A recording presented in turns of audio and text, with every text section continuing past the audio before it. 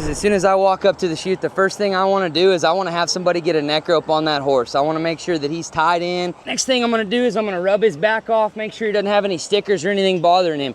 So at this point, I'll make sure that my cinches are all gonna be where I can drop them down on that side so I can do everything from my side. I can hook and I can handle business over here. Make sure that my stirrups are wrapped back behind my saddle so everything's out of my way. Then I'm gonna just ease that saddle down onto his back and drop my cinches down.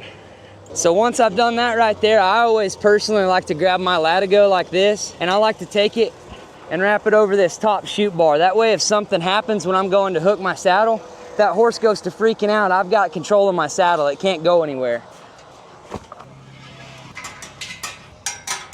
All right, now depending on the size of the horse that you've got, I always like to get 3 wraps if I can. I just think your latigos tend to pull better that way. Once I've got my 3 wraps over here on this side, I'm just going to start to tie my saddle off here. Then I'll crawl back up, make sure I like where it's sitting at. Then that way all I have to do is hook my back cinch. You always want to make sure when you're hooking your back cinch, I want to make sure that there's some slack in that back cinch that I can pull up and down, but I don't want it to be hanging so low that if that bronc kicks, he can get a leg through it and tear my saddle up. And I don't want it to be pulling it into him until it's time to ride. That nice even medium, you know, if I can fit a fist in there, that's what I like.